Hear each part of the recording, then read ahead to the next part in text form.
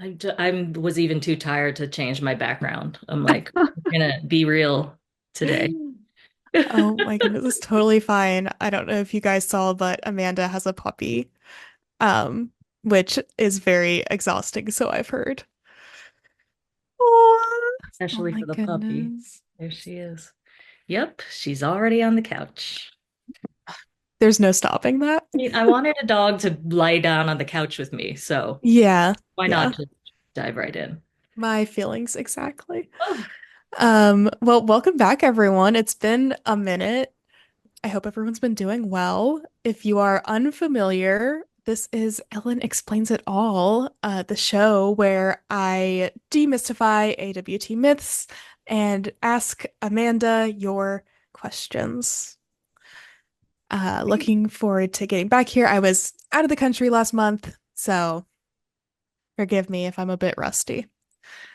you're Um, natural. How could you be rusty at something that just comes naturally to oh yeah, definitely. you?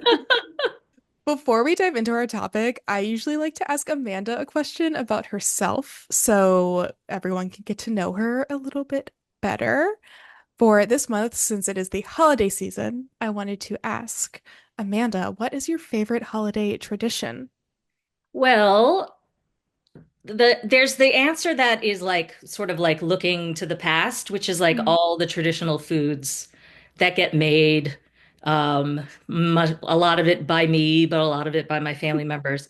But I also want to sort of not answer the question by saying this holiday season, just because of circumstances and siblings who are going to in-laws, I'm Mm. actually going to be in the city this holiday season.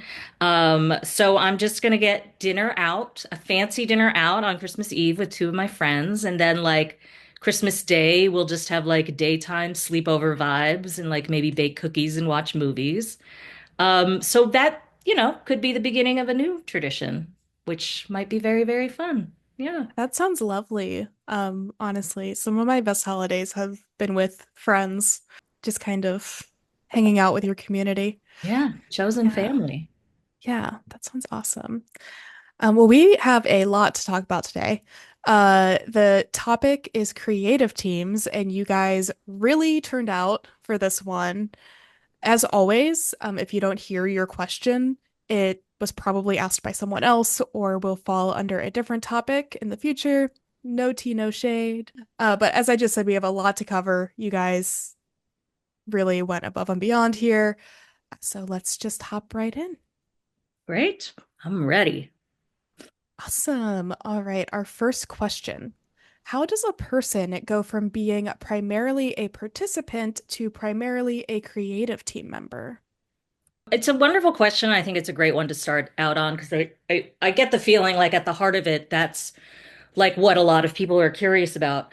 I would say that the quote unquote process for that has been ever evolving.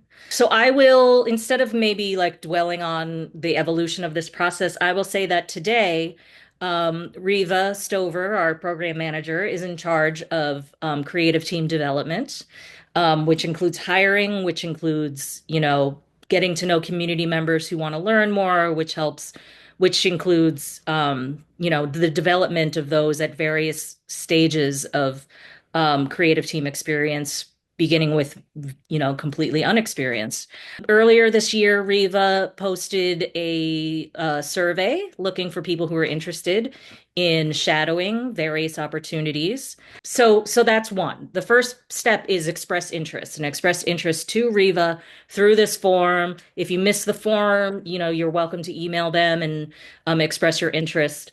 But then the next step is to talk to each of the creative teams and be like, hey, do you have interest in taking on an apprentice? Do you have the bandwidth?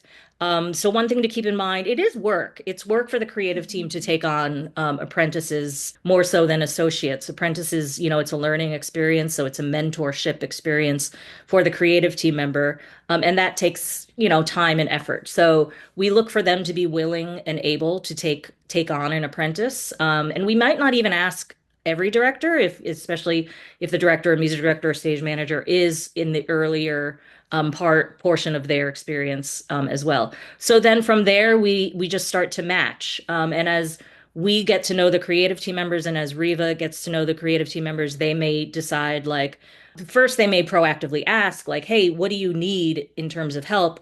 But they might also identify like, "Okay, I think this director could really use help with someone who's like really good at like organization and spreadsheets or things like that." By the way, I keep saying director in these examples, but take that to mean music director, Mhm. stage manager, director.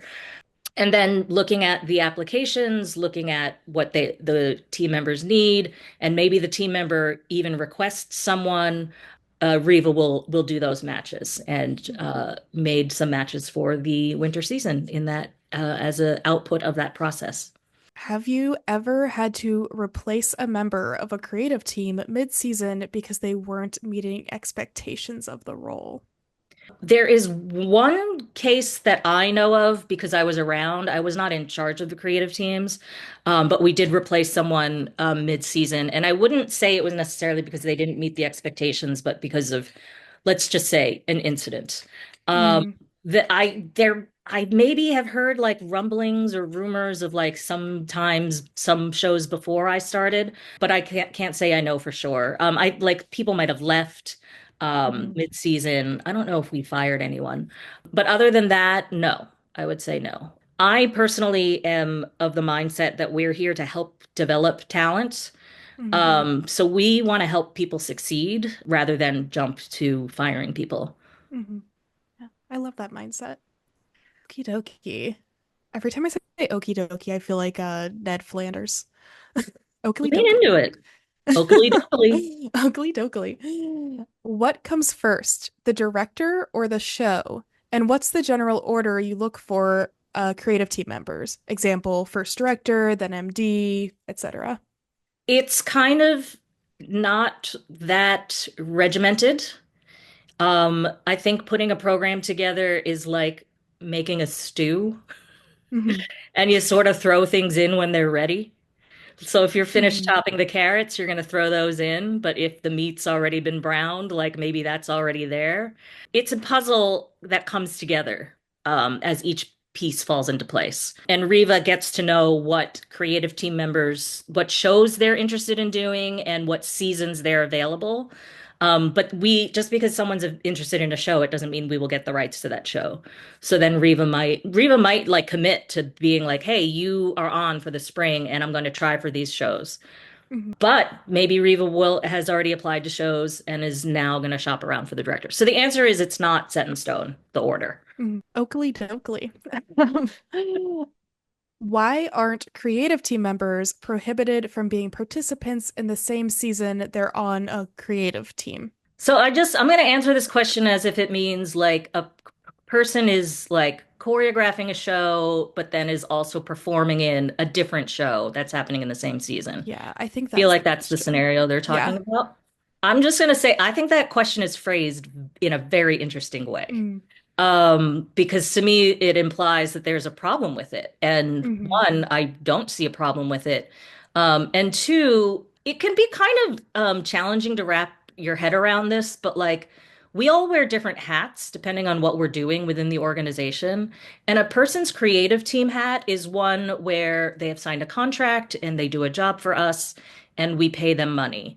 And when they participate, they have registered to be in a show as an extracurricular activity and they are a paying customer.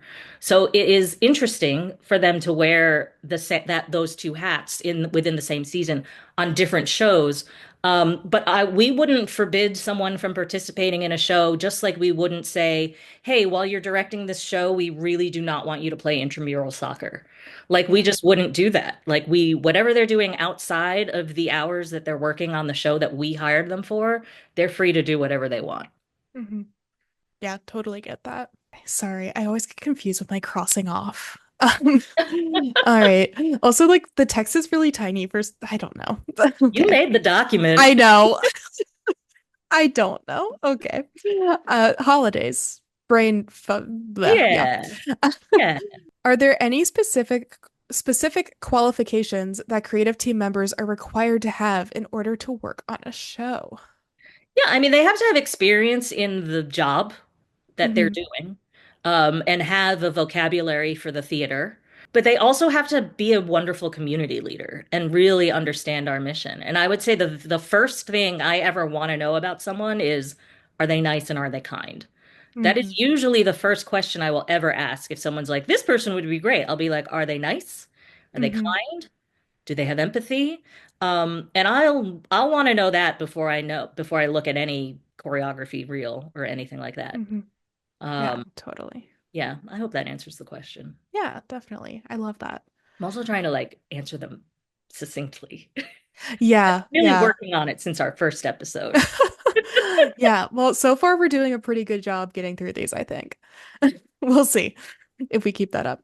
Similar to participants, does someone wanting to join the creative team have to pay a tuition towards the show? No. If they're hired to do a job, we pay them, which I believe is I won't say how much because I think there's another question There asking that. is another question. I'll We'll answer hold it off. then. Yeah. Keep watching. Yeah. Um, How much does the director get a say in what show they want to work on in a season? Do they play a large part in getting certain show rights? I mean, they play a part to the extent of they say, I would love to work on these shows. You just, you know what? There's so many parallels. Just like we send out that song survey for sing outs, Mm, it's like the more you're open to doing, the better it is. hmm. And also, but also, I mean, this is slightly different because it's like someone is spending their time making a living doing this. So yes, I want them to enjoy the show they're working on. People are welcome to turn to people, and people have. People are like, I don't think that's the show for me. Yeah, we don't want anyone to work on something that they wouldn't enjoy. Totally. Oh, you did not have to wait long. Um, what is the going rate for creative team roles? I feel like I built that up like it was going to be the last question, and then it's like Yeah. next. Um, how much are people paid to take on this responsibility? Is it different per show type? Finally, is it always a flat rate, or is it a number that increases with more experience? Wonderful question, and I'm very happy to answer it. And I'm just looking one thing up because I'm like, why don't I remember? Because we only do it once a year. Give me one second while I just make sure I have this one number correct. It is a flat rate. It is the same. So directors, music directors, and stage managers get paid the same, but it is different according to the type of program. For a main stage musical, they each get paid $3,500. And an associate who also might join the team, like if there's an associate choreographer, they get paid $1,000. For the outs, which is two creative team members, they each get paid $2,000. And for a boot camp, which is also two creative team members, they each get paid $1,500. Our classes, the teachers get paid $70 per teaching hour. And the fees are determined at the by the beginning of our fiscal year because I budget the actual salary, so it does not change for the next 12 months. But then I might reconsider things like inflation and just adjustments. I try to raise the fees like every 2 years. So yeah, so we've been paying them increasingly more, probably around every other year. People can negotiate and like we can get creative, but I do want each creative team member on a specific team to be making the same. Mhm. So actually, when we made the jump from 1,500 to 2,000 for the outs, it was because someone negotiated for that, and I said okay. And then it was like the end of the year, and we had the money, and I was like, I'm going to increase it next year anyway. So I increased it for both creative team members Mhm. so that the one wasn't the only one getting the increase. Mhm. Yeah, awesome. I love that way of doing things, and thank you for being so open about that, You're very because welcome. I'm sure other places would be very cagey. How do you decide to match a creative team to a show? Is that once a show is selected, you see who is available and interested in working on it? Sorry, I like misread that. Is it that once a show is selected, you see who is available and interested in working on it? There we go. Yeah, I like it. This feels adjacent to some of the other questions, but probably this person is getting at a different angle of it. Again, we sometimes we have the creative team before the show, or we at least have a commitment, a soft commitment from someone before the show. Like we may not end up getting the rights to anything that they want, so and then they might back out, which is totally fair. But if we are like if the show does come first, we might look at like what is the story that's being told in this show and who can help bring that to life with authenticity and who can help who could work with the participants in a way that tells this story with authenticity and with empathy and can put a lot of thought into it. Is it a dancey show? Like, what do we need somebody who's like, at the very like, do we need a director, but like a capital C choreographer, or is there, what style of dance, and therefore like there's different choreographers who, practice different styles. Hmm. But yeah, like any other job, we try to match the strengths of the individual to the job so that we Hmm. can set everyone up for success. What is the typical time frame between having a solidified creative team and launch day? When does the show need to be entirely mapped out? I think some have observed that we announced the winter season like pretty early. Uh, Hmm. and maybe we even, no, we didn't, I don't think we did with the fall. We're trying to move in that direction. Hmm. Before Riva joined, I was doing the program management and I had been doing it for 4 years and it was, things were only being added to my plate. So I was becoming a little bit more last minute than Hmm. I really wanted to be and how, we used to be. And there are some folks who only joined within the last couple of years who only think that we announce shows 4 weeks before launch day. Hmm. Ideally, we announce it at least a minimum of 2 months before launch day, if not more than that. The earlier, the better. So I know that that kind of changes the behavior of registration, but I think it just helps everybody plan for their lives better. It helps our team not scrambling. And I think just knowing what the future holds as early as possible, the better. Now, that being said, um, fall season ends in late November, and then, it's 6 weeks before the winter season starts. So we kind of have the luxury of time, but the Hmm. winter season ends, and then a week later is spring Yeah. season launch day. So, like, we're already talking about spring and trying to put it together and aiming to have it announced by like, not even announced, sorry, announced by like late January so that Oh, registration wow. can be open early February. Wow, that's awesome. I Yeah. also noticed that the winter was announced pretty early. I liked it.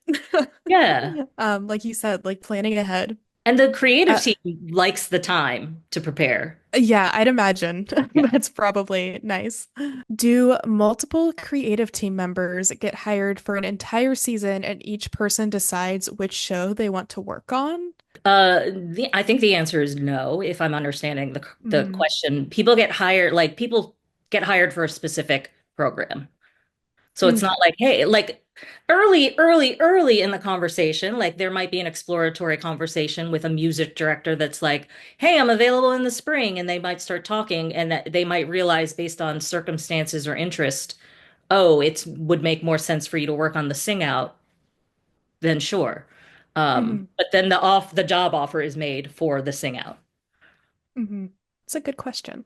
Yeah, they're all good questions. They're all good questions. They're Great all questions, guys. good questions. Lots of good questions. Very We are interesting. actually continuing to do a very good job getting through these questions. Go Yeah. us. Go us. How open does a creative team member's schedule need to be to work on a show? How does that work if they have a full-time job?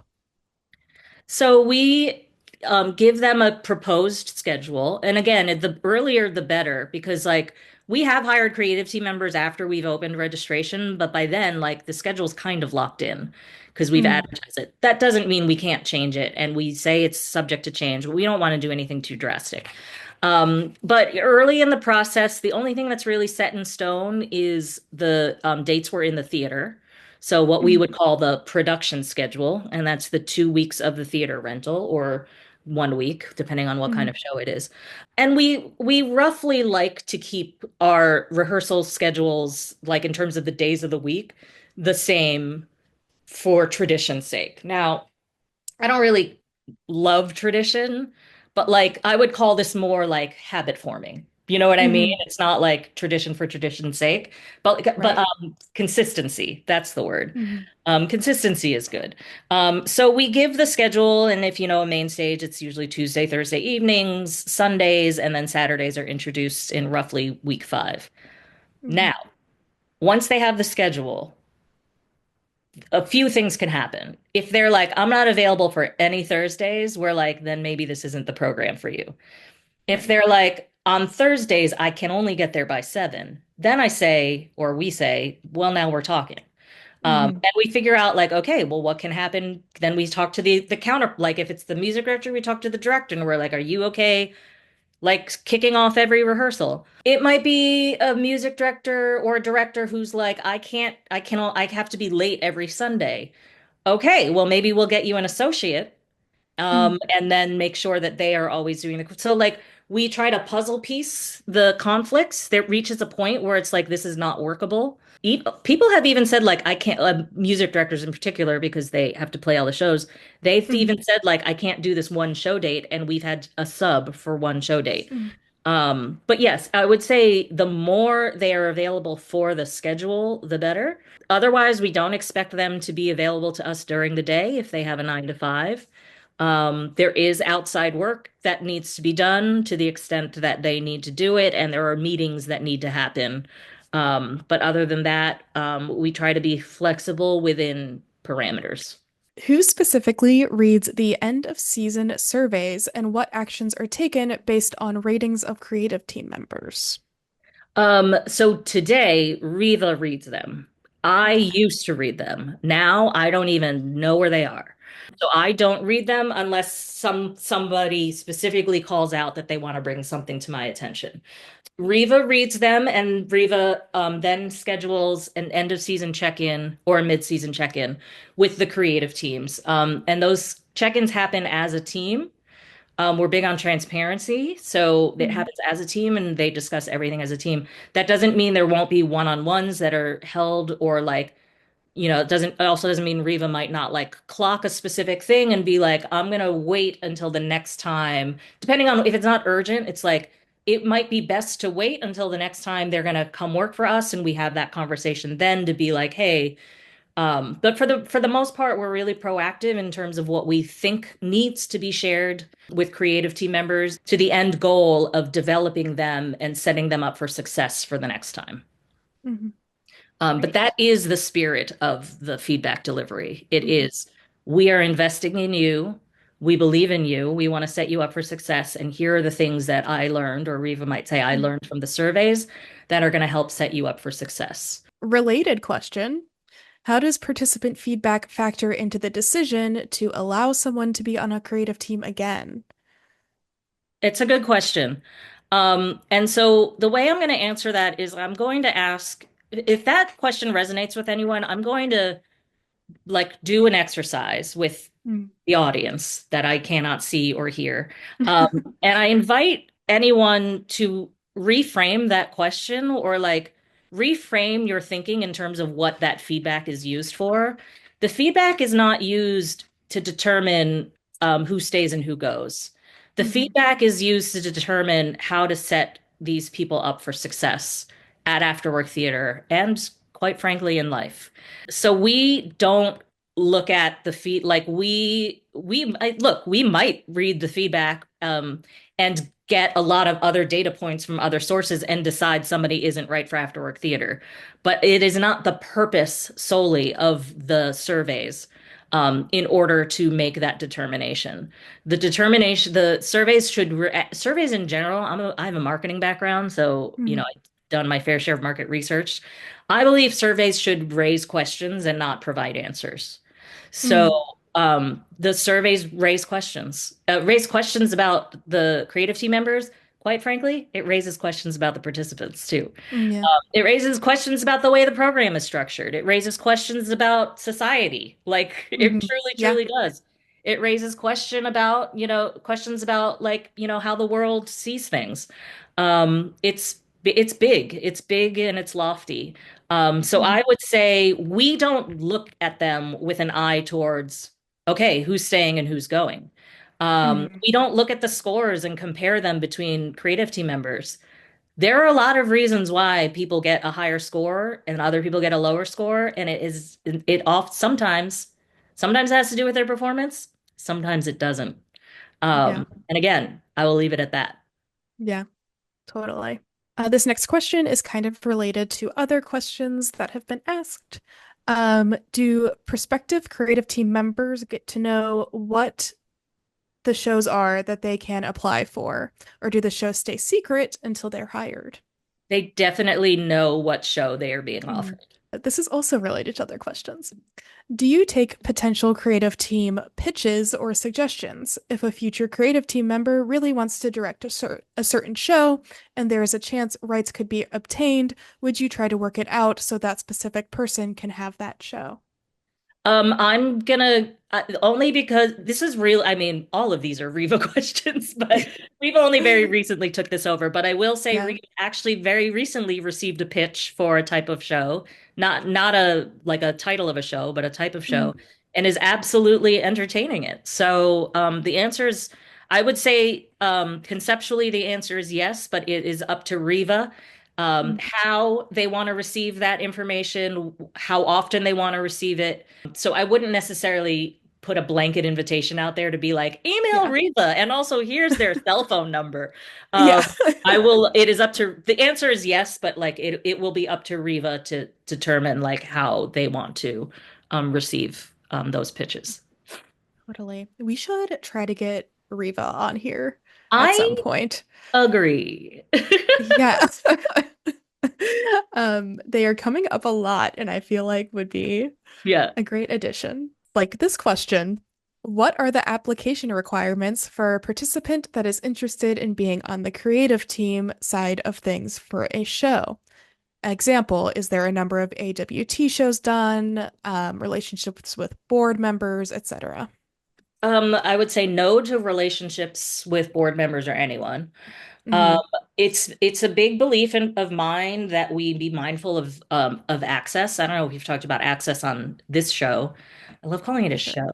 But I The show. definitely talk about it. I've talked about it in other settings, but like I try to be mind and I ask other people too, like if you have access to me because of a personal relationship, bear that in mind because Mm, I am not going to let that affect, like let you impact how I lead this organization just because I have this one opinion that it gets to be said over here really hmm closely.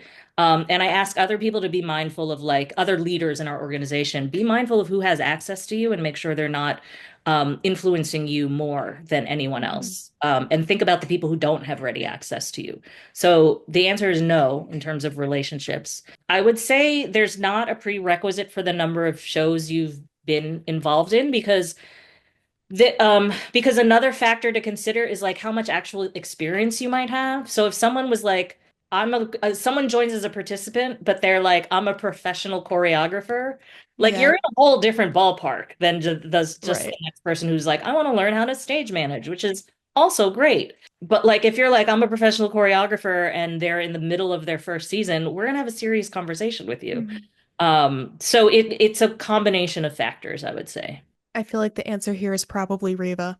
If I'm interested in joining a creative team, where should I send my resume to who do I reach out to? What Am I'm I gonna right? do is I'm gonna have Reba, I'm gonna ask if Reba still has that survey or that form open. And if Mm, so, to like do another round of sending it out. They might be doing it season by season. So mm. the answer is you're right, Ellen. The answer is Reba. I'm so smart. You're so smart. I'm noticing a trend. Yeah. Pattern recognition, just like a toddler.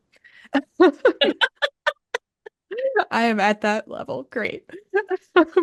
All right, this is our last question. We did a great Here. job. We did a great job. Why does it feel like the creative team always has one of the same five people on it? So I guess this is a question about like growing our pool of creative team Yeah. members. I mean, one, I'm committed to growing our pool.